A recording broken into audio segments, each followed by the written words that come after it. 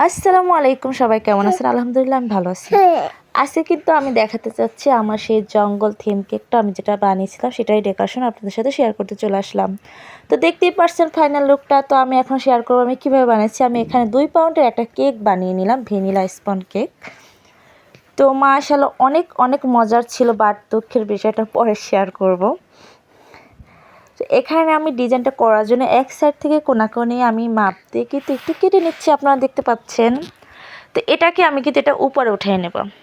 এটা জাস্ট আমি একটা পিকচার দেখে ওটাকে আমি স্ক্রিনশট রেখেছিলাম। তো ওটা দেখে আমি করেছিলাম। আমার মনে হয় আমি যদি একটু প্র্যাকটিক্যাল যদি আমি সামনাসামনি দেখতাম, হয়তো বা আমার আরও অনেকটা ভালো হতে পারতো।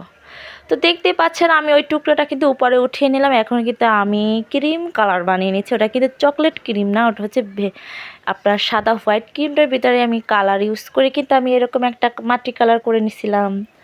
তো অবশ্যই 5-6টা কালার থাকলে বাসাতেই কিন্তু বিভিন্ন কালার মিশিয়ে বিভিন্ন কালার আনা যায়। তো এখানে আমি এখানে সাইডে একটা আগুনের একটা দোলার মতো বানাবো দেখে আমি একটা পাইপ দিয়ে ওটা ক্রিম দিয়ে কভার করে ওটা ওরভাবে বানিয়ে নিছি। এখানে হোয়াইট এবং আকাশি কালার ক্রিম দিয়ে কিন্তু আমি ওই ঝর্ণাটা বানিয়ে নিছি। এবার সবুজ কালারটা দিয়ে আমি আপনার নুডলসের সেই ইটা দিয়ে কিন্তু আমি ঘাসের মতো বানিয়ে নিছিলাম।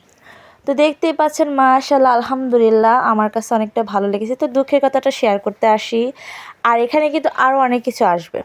সেটা হচ্ছে এটা 2 দিন ফ্রিজে রাখার জন্য বাসাতেই খাওয়া হয়েছে। এর জন্য এটার টেস্টটা একটু অন্যরকম হয়ে গেছিল, বেশি একটা ভালো না। আর আমি সিক্রেট যে মজাটার জন্য যেটা দেই সেটাও দেইনি, তাই একটু অন্যরকম হয়েছিল। বাট দেখতে কিন্তু মাশাআল্লাহ, চাইলে কিন্তু আপনারা এরকম সুন্দর সুন্দর ডিজাইন দিয়ে বা এরকম জঙ্গল থিম কেক কিন্তু আপনারা বানিয়ে নিতে পারেন। দেখেন তো ফাইনালি আমি যখন এই 2টা বসিয়ে দিয়েছিলাম আমার কাছে কিন্তু অনেক ভালো লাগছিল। আর কথা বলার সময় আমার পিচ্ছের আওয়াজে তো আমি কথা বলতে পারি না। তো সবাই কেমন আছে জানাবেন। সবাই ভালো থাকবেন। আসসালামু আলাইকুম।